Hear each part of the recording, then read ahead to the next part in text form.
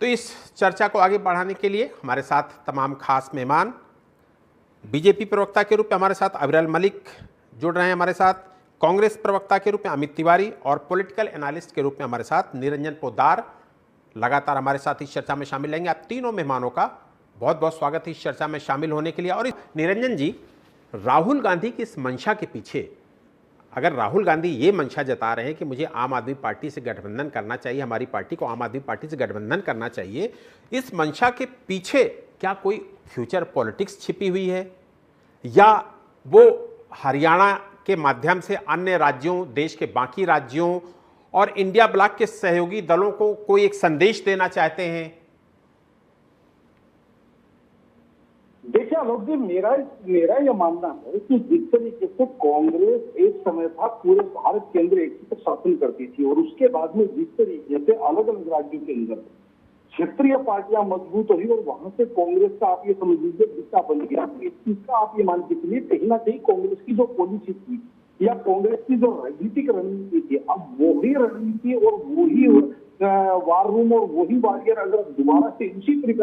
प्रकार का अगर आगे राजनीतिक नीतियां या रणनीतियां बनाते हैं तो इसके अंदर कुछ भी कहा नहीं जा सकता। क्योंकि मैं ये बात इसलिए कह रहा हूं कि जिस तरीके से आम आदमी पार्टी की हम बात करें तो आपको दो तीन चीजों को आपको ध्यान में रखना पड़ेगा। पहली बात यह कि जिस तरीके से आम आदमी पार्टी ने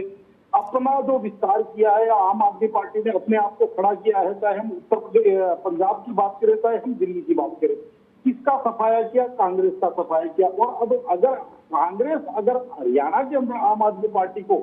खड़ा करने के लिए प्रेरित कर रही है, या यूं कहें कि वहां पर उसका एक राजनीतिक स्टैक बनाने के लिए अगर लिए स्वयं तैयार है, तो फिर कोई दूसरे को उसके नुकसान के लिए दूसरे को नुकसान करने की आवश्यकता नहीं है। क्योंकि आम आदमी पार्टी को तो जिस तरीके से आम आदमी पार्टी लगातार पिछले 10-11 वर्षों से हरियाणा के अंदर हाथ पैर मार रही है, और अगर स्वयं कांग्रेस ही वहां पे उसको स्थापित कर देती है तो ये इनकी अपनी सोची अपनी रणनीति हो सकती है। लेकिन मैं इसको रणनीतिक भूल मानता हूँ। वो इसलिए आप ये चीज समझिए कि 2019 के अगर विधानसभा चुनावों की हम बात करें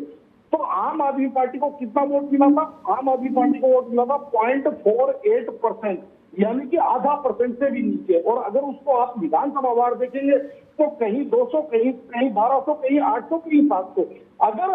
कांग्रेस ये चीज सोचती है कि भाई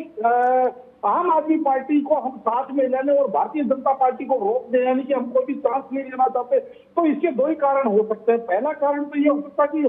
जिस तरीके से हरियाणा के अंदर कांग्रेस मजबूत आती जा रही है और भारतीय जनता पार्टी कमजोर आती जा रही है, विशेषकर 2024 के लोकसभा चुनाव के परिणाम के बाद में, तो कहीं ना कहीं कांग्रेस इस चीज को सर्व प्रदर्शित करना चाहती है कि हरियाणा के अंदर इतनी बुरी स्थिति बीजेपी की नहीं है। वहां पे इसका मतलब मैच टू मैच फाइट है कि 1000-1500 वोटों से भी वहां पे सीट हारी जा सकती है, जिसका हमें चांस नहीं लेना है। या तो ये बात हो सकती है, या फिर कांग्रेस के जो रणनीतिकार है वो कहीं ना कहीं ये चाहते हैं कि हमारा राजनीतिक स्टेज आम आदमी पार्टी को मिल जाए। क्योंकि देखिए राजनीति में होता क्या है कि आप अगर अपने प्रतिद्वंदी को कहीं ना कहीं उस घर में घुसने की, या जिसको कहते हैं कि गेट अगर उसके लिए खोल देंगे तो निश्चित रूप से उसके बाद में विस्तार अपने आप होता है। और इसके अंदर आप ये भी मान के चलिए कि अगर मान लीजिए जिस तरीके से आप ही की रिपोर्ट में बात करूं कि कांग्रेस आम आदमी पार्टी को 5 सीटें देने के लिए तैयार है, और अगर चुनाव परिणाम ऐसे आते हैं कि सत्ता की चाबी आम आदमी पार्टी के पास होगी, तो आप सोचिए कि कांग्रेस की उस टाइम हरियाणा में राजनीति क्या होगी। कांग्रेस की राजनीति हरियाणा में आम आदमी पार्टी के दबाव में आगे सरकार चलाने की होगी। जी ठीक है। निरंजन जी, क्या हरियाणा के जरिए राहुल गांधी दिल्ली और गुजरात में अपनी पिच सेट करना चाहते हैं? क्योंकि दिल्ली में पिछले 2 चुनाव में कांग्रेस का खाता ही नहीं खुला, विधानसभा की बात कर रहा हूं, और गुजरात में भी पार्टी की हालत बहुत अच्छी रही कांग्रेस की। लेकिन ये एक शुरुआत करके मुझे लगता है दिल्ली और गुजरात में भी आम आदमी पार्टी में फ्यूचर के लिए एक दरवाजा खोलना चाहते हैं कि जब विधानसभा चुनाव हो तो हम आम आदमी पार्टी के साथ वहां पर चुनाव लड़ सकें। देखिए आलोक जी, आपको दो चीजें समझनी पड़ेगी। पहली बात तो आप राहुल जी की राजनीतिक रणनीति या राहुल जी की राजनीतिक परिपक्वता को ध्यान देखिए। दूसरी तरफ आप अरविंद केजरीवाल की राजनीतिक परिपक्वता को देखिए। आज तक आप अगर दोनों का मूल्यांकन करेंगे तो आपको स्पष्ट तौर पे दिखाई देगा कि अरविंद केजरीवाल दिल्ली में अब कांग्रेस को कहीं भी किसी भी रूप में कहीं ना कहीं विधानसभा की बात कर रहा हूं, विधानसभा में कोई स्थान देने के लिए तैयार नहीं है। और अरविंद केजरीवाल इस बात को भली भांति जानते हैं, आम आदमी पार्टी इस बात को भली भांति जानते हैं कि अब अगर दिल्ली के अंदर कहीं कोई गठबंधन कर लिया या कांग्रेस को दोबारा से पुनर्जीवित करने का अगर अवसर दे दिया तो आम आदमी पार्टी कहीं ना कहीं वो निकल जाएंगे। तो इसलिए मुझे नहीं लगता कि बेशक राहुल गांधी जी की रणनीति हो, लेकिन मुझे नहीं लगता कि आम आदमी पार्टी दिल्ली में इनको कहीं ना कहीं कोई स्ट्राइक देगी। रही बात गुजरात की, तो गुजरात में और हरियाणा के अंदर आम आदमी पार्टी के पास कुछ खोने के लिए विशेष है ही नहीं। अब उनको तो जो पाना है वो वहां से पाना ही पाना है। आप ये समझते चलिए, जो आप ये मान के चलिए लगभग 4.25% वोटों का जो उनके पास इजाफा हुआ लोकसभा चुनाव 2024 की बात कर रहा हूं, तो वो इजाफा केवल और केवल इस वजह से हुआ क्योंकि जिस तरीके से लोकसभा चुनाव के अंदर आम आदमी पार्टी को कांग्रेस ने अपने साथ मिला लिया और समझौते के अंदर जिस तरीके से सीटें दी, चाहे गुजरात के अंदर भरूच सीट थी और और 2 सीटें दी और हरियाणा के अंदर सीटें दी, कहीं ना कहीं आम आदमी पार्टी का यहाँ पे राजनीतिक पैर धीरे धीरे कांग्रेस अपनी गलत नीतियों की वजह से जमाने का प्रयास करी है। दूसरी सबसे बड़ी बात, हरियाणा के चुनाव की हम बात करें तो आपको आलोक जी ये चीज भी समझनी पड़ेगी कि अब हम अगर भारत के चुनावी राजनीति की हम अगर पूरे तौर पे पिछले 15-20 वर्षों का अगर मैं विश्लेषण करता हूं तो मुझे ये चीज दिखाई देती है कि आज की तारीख में जो चुनाव दिख रहा है वो चुनाव आते आते बदलता भी है। आज की तारीख में हरियाणा के अंदर चुनाव कहीं ना कहीं कांग्रेस एडवांटेज लेती हुई दिख रही है, क्योंकि जिस तरीके से बीजेपी के खिलाफ वहां पे एक 10 वर्ष का एंटी इनकम्बेंसी है और उसके बाद में जिस तरीके से किसान आंदोलन कहें या जो महिला खिलाड़ी कहें, वो जो उनके साथ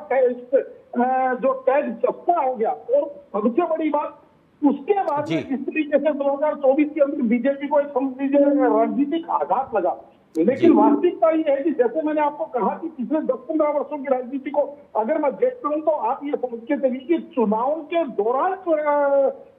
बिल्कुल चुनाव बदलते हैं। अगर आप थोड़ा सा आपको अतीत में ले जाऊं, 2024 के लोकसभा चुनावों को आप देखिए, जिस दिन 16 मार्च को चुनाव घोषित हुए थे, चुनाव की घोषणा हुई थी, उस दिन आलोक जी ऐसा लग रहा था कि बीजेपी अकेले चुनाव लड़ रही है, कोई सामने चुनाव लड़ते हुए नहीं दिख रहा था। लेकिन जो 1.5-2 महीने का जो चुनाव का जो दौर था, उसी दौर के अंदर चुनाव बदला और भारतीय जनता पार्टी को 240 पे रोक दिया। या यूं कहें कि अगर उड़ीसा और दक्षिण से अगर इनको सपोर्ट नहीं मिलता तो शायद ये 200 से नीचे रह जाते, सरकार से बहुत दूर हो जाते। तो कहने का तात्पर्य, इससे पहले मैं 2022 के अगर उत्तर प्रदेश विधानसभा चुनाव को देखता हूँ तो मैं ये देखता हूँ कि 2 महीने के अंदर चुनाव 3 बार बदला, यानी कि कभी भारतीय जनता पार्टी के पक्ष में है, कभी खिलाफ किया। तो अब मुझे ऐसा लगता है कि जिस दिन चुनाव का समय आते आते चुनाव किस तरफ जाता है, क्योंकि बिल्कुल अभी बड़ी असमंजस की स्थिति है। ठीक है, वक्त कम है, चर्चा को यही विराम देना पड़ेगा। निरंजन जी, अमित जी और अविरल, आप तीनों का शुक्रिया करूंगा।